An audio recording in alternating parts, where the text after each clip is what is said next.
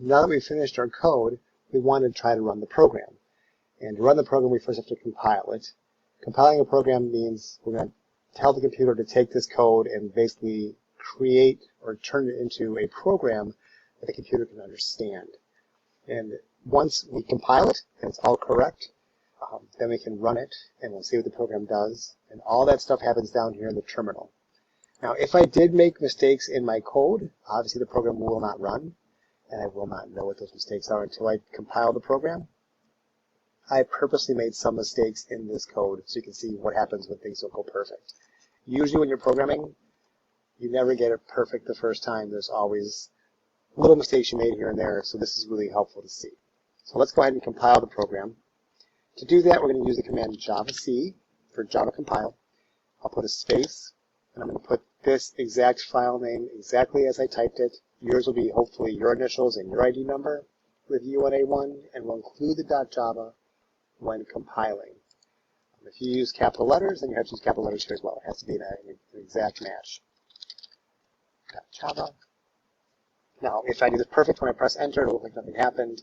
But I told you I made a couple mistakes on purpose. So you can see all this intimidating looking stuff, but it's trying to give you good information. So it's like telling me, hey, in that file you looked at in like line 7, there's an error. It can't find a symbol. And then it's got like pretty much exactly what I have in line 7, and it's pointing at something. It's pointing at the S. It doesn't know what this is supposed to be. And that's because this is supposed to be a capital S. So that's one mistake I made. Then over here, it's giving me more information. Tell me to look in line 9. That's here. Now this time it's pointing to something. It's pointing to this period. But actually that period's not the problem.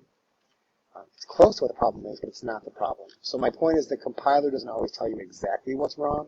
It just gets you kind of close. The mistake I made is over here. I typed a 1, and I typed this code, but I should have typed a lowercase l. So I got to change this 1 to a lowercase l. And you can see why I might make that mistake. That's a 1, that's an L. That's a 1, that's an L. They look a lot alike. I want it to be an L. This command means print line. So that's definitely an L. So now that I fixed these two things, I'm going to try to compile this again. But also, I don't like all this stuff in here. It's stressing me out.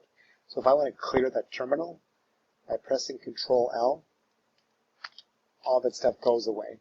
And I'll just try again. Let's compile first, javac, file name, exactly as it's written, with the .java. It looks like nothing happened, but over here something did happen. This .class file popped up. That means that the computer successfully, the compiler successfully took the .java file and took all that Java code and created it into a program the computer can actually run, the class file. And now I'll run it by typing in a very similar but slightly different command, just the word Java this time, no C, and just the file name without the .java. And now when I press enter, it'll show me what this program is supposed to do. And that's what it does. It prints a message that says, hello world, I'm new to Java. So that's it. We learned how to compile with the javac command. We include the .java extension. We learned how to run the program. We saw how it works. We even saw a little bit of debugging. Oh, and we also learned Control L clears your screen. I'll mention too, every time you make a change to your program, you have to compile it again or the changes won't show up. And every time you successfully compile your program, it is being saved. So you don't need to worry about saving your files when you're doing this kind of stuff. So I hope that's helpful. Next video will show you how to download the file so that you're able to submit it to Classroom.